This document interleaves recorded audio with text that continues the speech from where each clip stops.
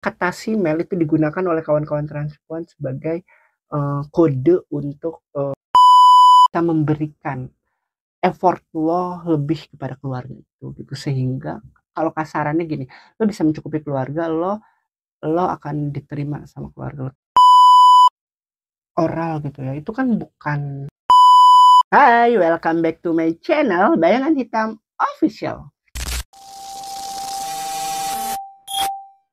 Oke, di video gue kali ini jadi ada salah satu orang yang DM gue.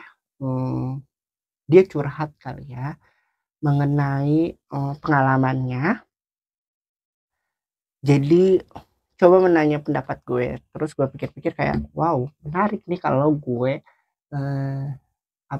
bacain saran, bukan bacain saran.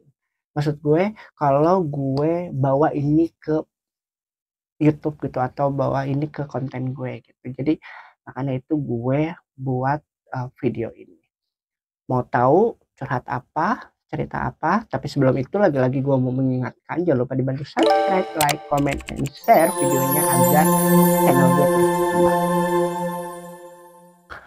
Oke, langsung aja. Jadi buat teman-teman juga yang punya cerita atau mau berbagi sharing, bisa langsung ketik di kolom komentar, atau kalau mau kirim email boleh, nanti aku sematkan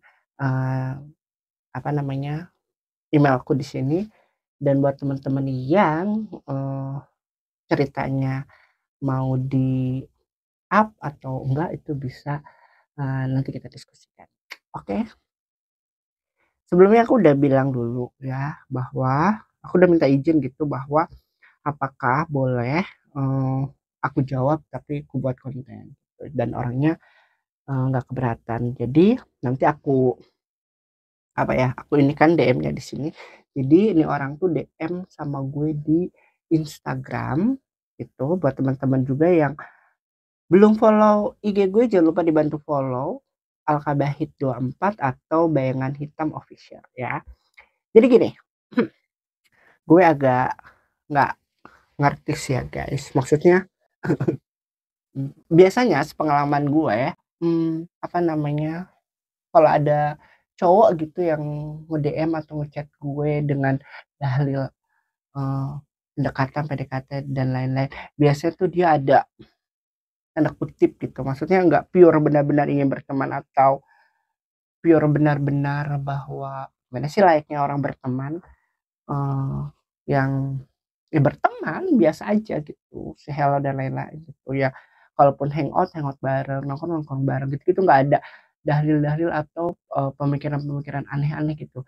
Nah, biasanya yang gue tahu kalau, dan sepengalaman gue, kalau ada cowok yang mau dekat atau mau berteman itu cuma dalil aja berteman, ujung-ujungnya kayak lah ya, maksudnya cowok-cowok atau orang-orang yang begitu gitu. Jadi langsung aja gue bacain ya.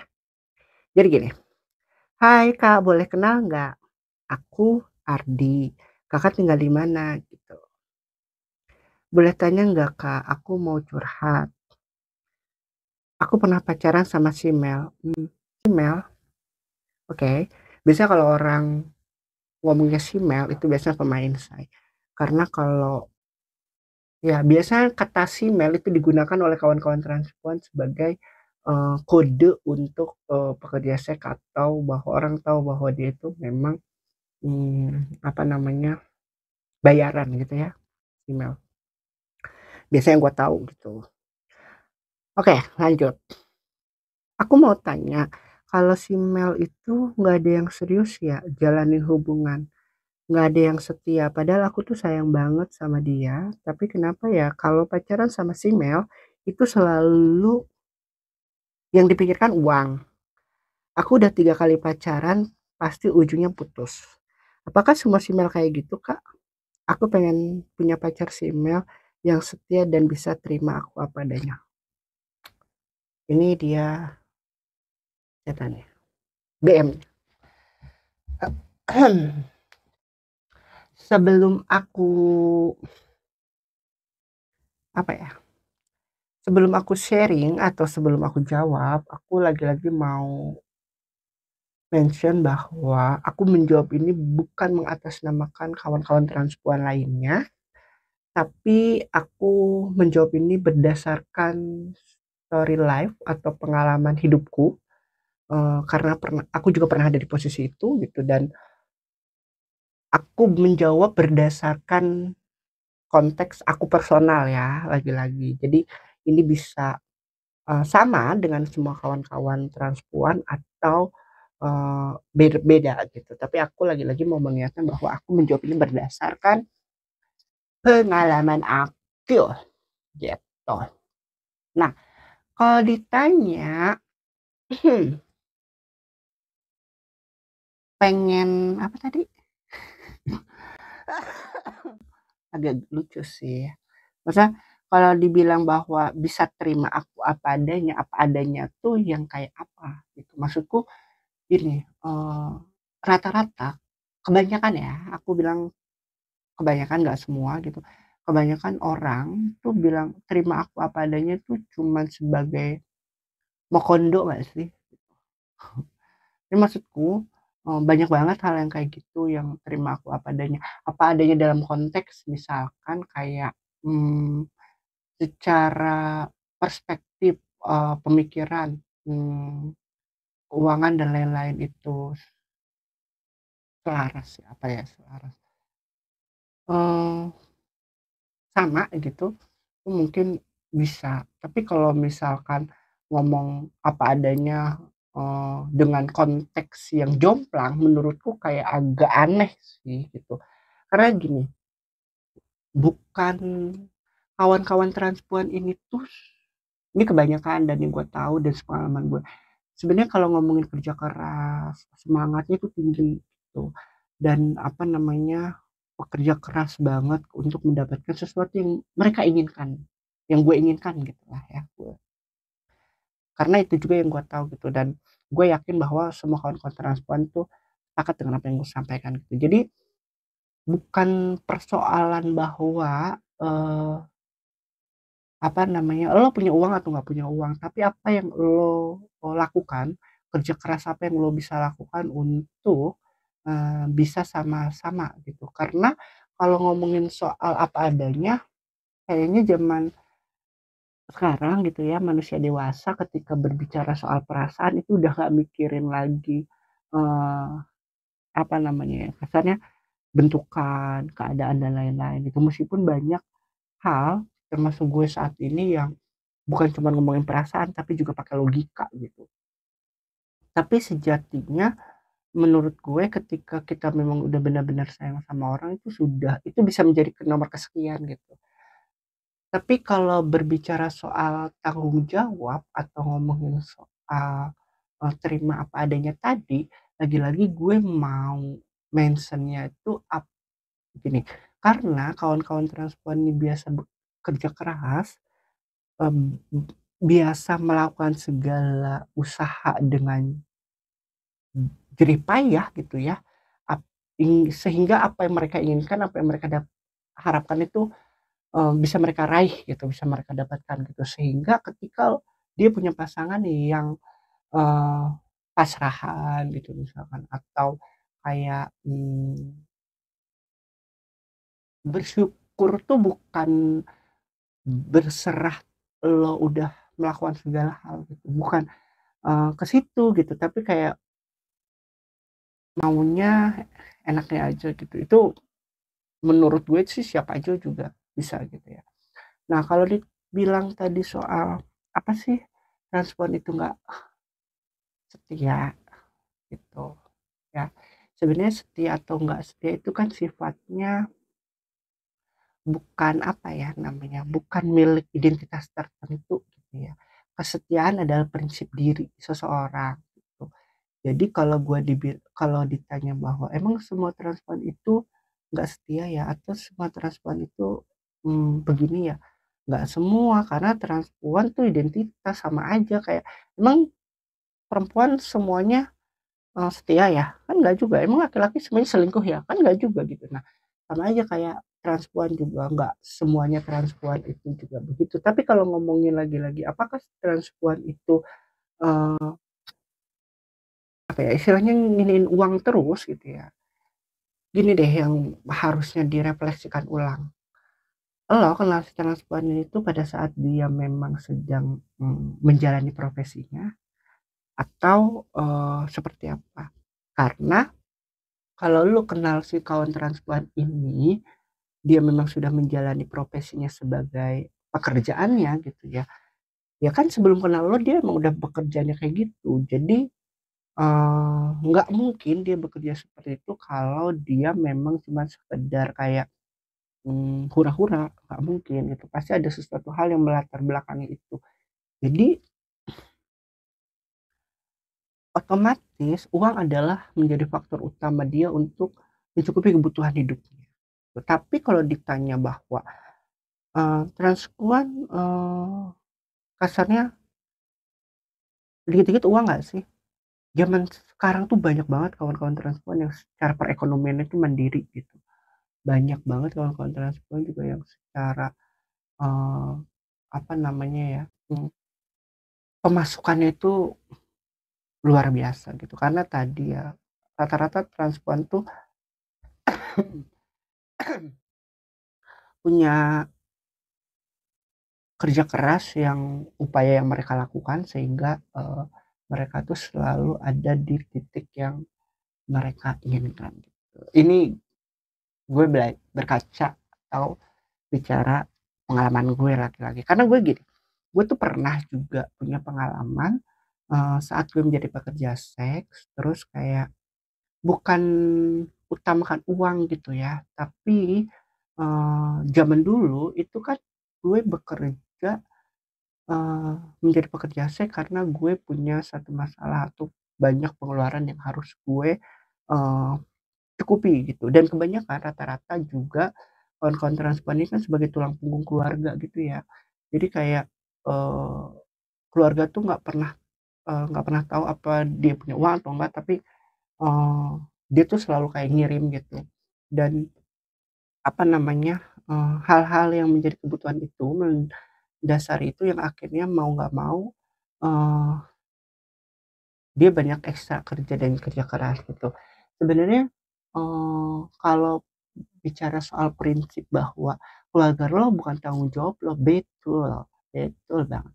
Tapi kita, ini pengalaman gue lagi-lagi, sebagai transpuan ini ketika ingin diterima oleh keluarga atau kebanyakan ya, ingin diterima oleh keluarga atau ingin dilihat berdaya itu memang harus eh, bisa apa ya kasarnya bisa memberikan effort lo lebih kepada keluarga itu gitu sehingga kalau kasarannya gini lo bisa mencukupi keluarga lo akan diterima sama keluarga lo tapi kalau lo masih apa-apa dikit-dikit minta ke keluarga jangan harap dia lo diterima gitu kasarnya kayak gitu tapi meskipun nggak semua ya ada kawan-kawan yang memang terima-terima aja gitu tapi kebanyakan di kawan-kawan transfer itu gitu.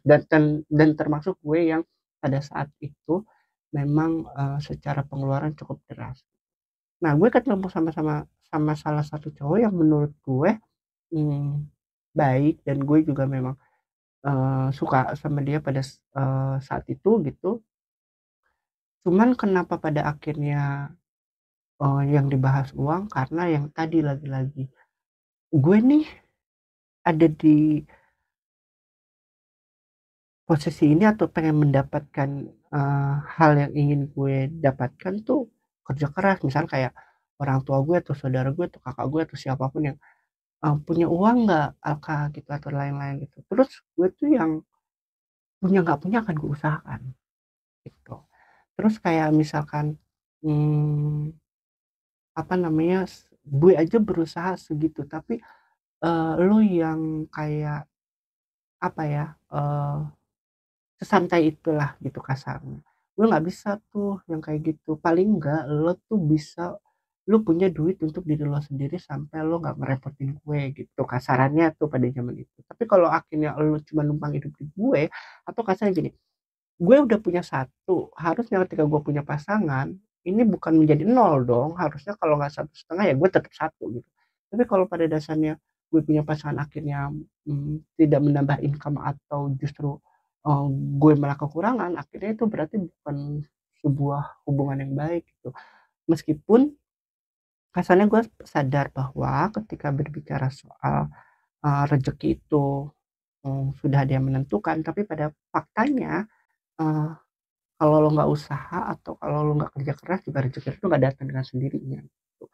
Itu yang, mmm, gue pikirkan pada saat itu. Jadi ketika misalkan ada pasangan atau ada cowok itu yang gue melihat effort-nya nggak ada gitu ya, gue akan pergi gitu. Karena pada saat itu juga gue melihatnya bahwa kalau gue aja bisa dapat duit, kenapa lo nggak bisa?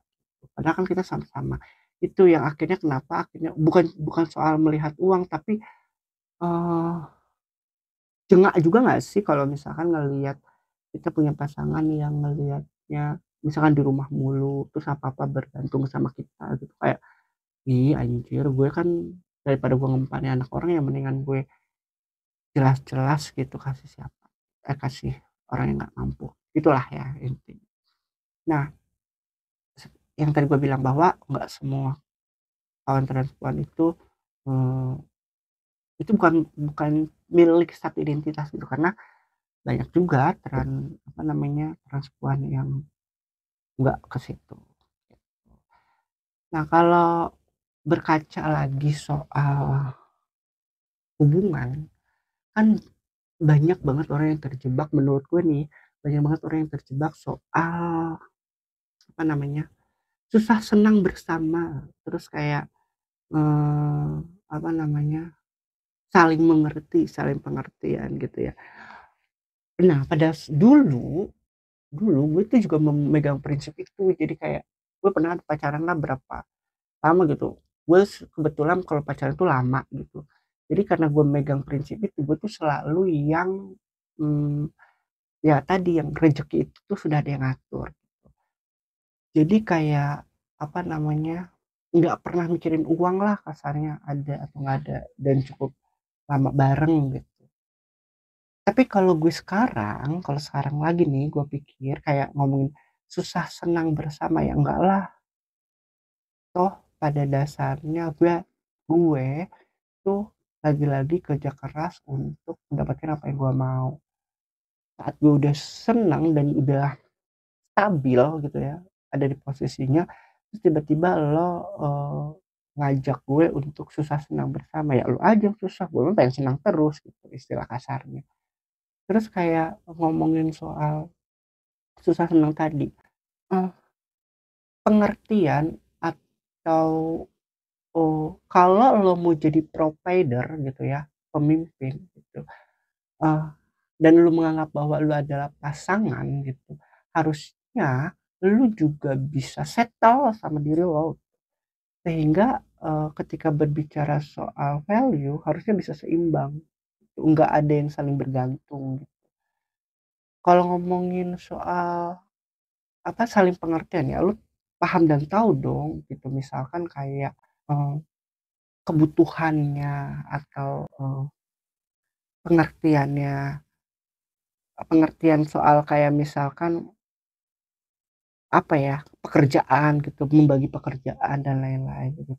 Karena yang gue pikirin sebenarnya kita cari itu dalam sebuah hubungan apa sih gitu ya. Misalkan kalau, mmm, yang dipikirin hanya untuk kesenangan, udahlah ya nggak usah ada ikatan-ikatan. Tapi kalau misalkan untuk menjadi teman hidup, itu kan artinya ada situasi yang, saling backup, support system gitu. Yang kasarnya ketika lo sedang down ada si, pasangan lo, ketika pasangan lo yang lagi down ada lo gitu. Jadi kayak ada seimbang gitu.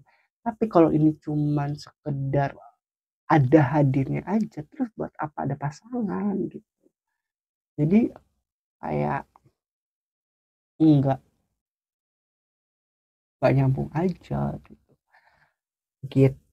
Lagi-lagi gue melihat misalkan kayak pada saat gue jadi pekerja seks gitu, sebenarnya kan yang gue cari adalah uang. Ketika misalkan dari awal berhubungan itu penting banget untuk ngomongin soal komitmen, soal ngomongin apa namanya, hubungan yang baik itu kayak apa gitu. Itu juga menurut gue penting dibahas di awal.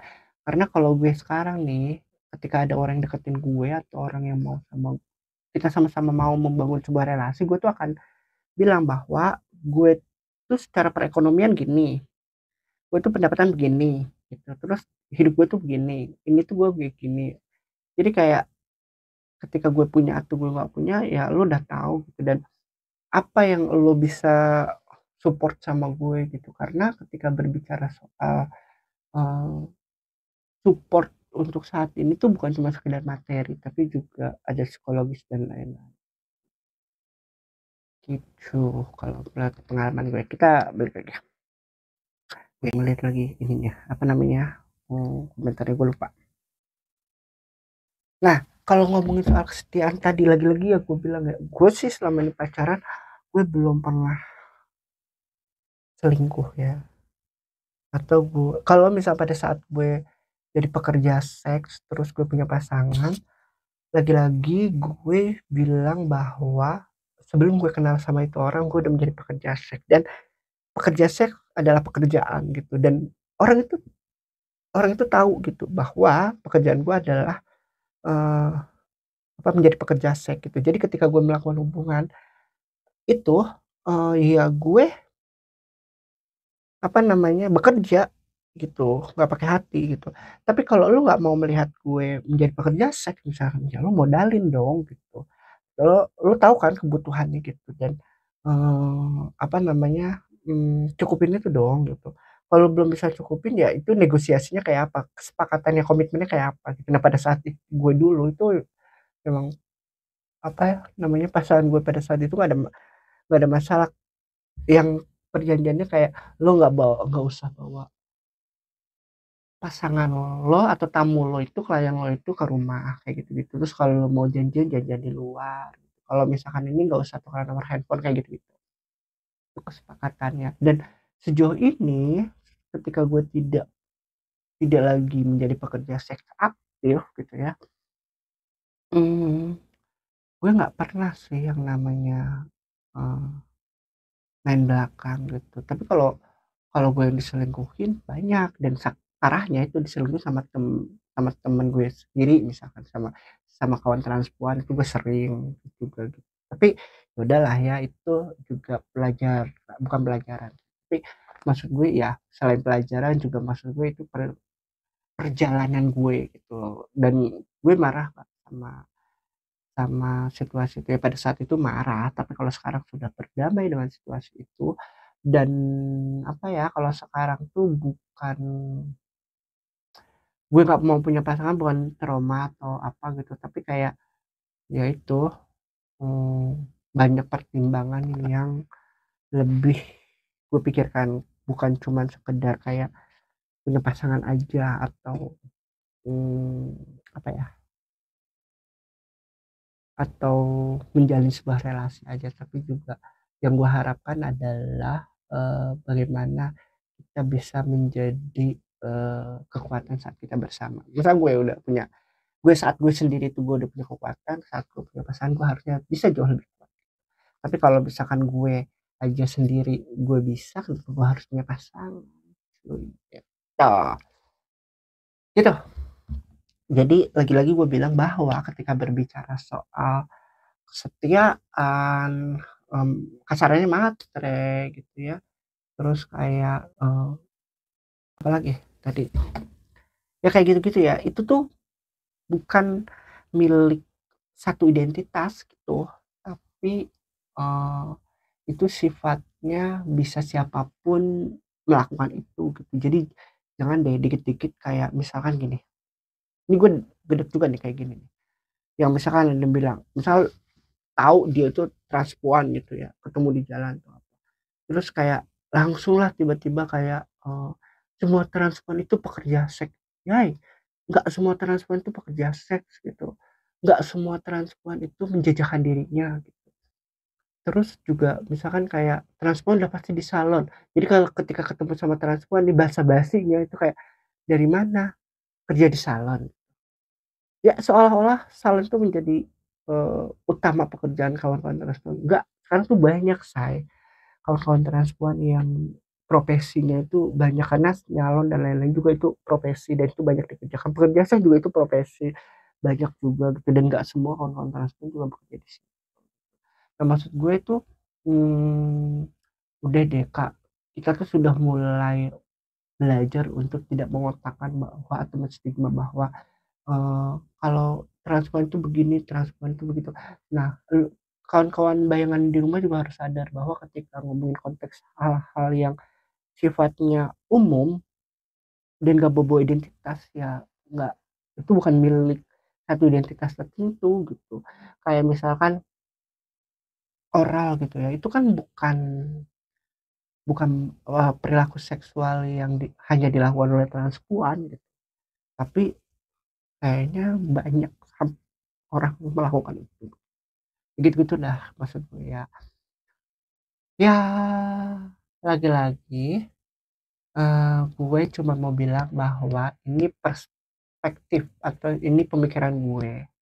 Jadi kalau nggak ada yang sependapat atau punya pendapat lain, boleh tulis di kolom komentar, atau buat teman-teman bayangan di rumah yang punya cerita atau mau berbagi cerita sama aku, boleh langsung aja ketik di kolom komentar atau tulis, kita saling bercerita. Karena gue tuh kayak punya pikiran gini nih, wah kok kayaknya seru deh kalau gue tuh ada salah satu program yang kayak bukan cuma ngomongin sharing tentang perjalanan hidup gue, tapi kayak kita berbagi atau kita kayak eh, apa namanya, bertukar cerita tentang pengalaman orang lain terkait identitas gue misalkan, atau terkait bagaimana dia pengalamannya sama kawan-kawan transpuan gitu. Kayaknya seru gitu ya kalau dibuat konten, karena maksudnya tujuannya tuh agar sebenarnya kalau gue secara pribadi tuh harapannya agar dapat meminimalisir stigma-stigma transpuan yang ada di masyarakat, bahwa kawan-kawan transpuan ini tuh ketika berhidup di sosial itu sebenarnya sama aja kayak kawan-kawan masyarakat lainnya, nggak ada yang A atau B atau seperti apa gitu. Kita tuh juga manusia yang punya perasaan sedih, kecewa, senang, bahagia dan lain-lain gitu. Jadi kehidupan kita kayak hubungan kita itu tuh sama aja kayak yang lain gitu. Sehingga jangan terus-terusan kayak apa ya, menganggap sesuatu hal yang negatif itu diletakkan sama kawan-kawan transpuan gitu maksud gue. Jadi buat teman-teman yang suka sama video ini, yang jangan lupa dibantu subscribe, like, comment, dan share videonya untuk channel gue terus. Bye.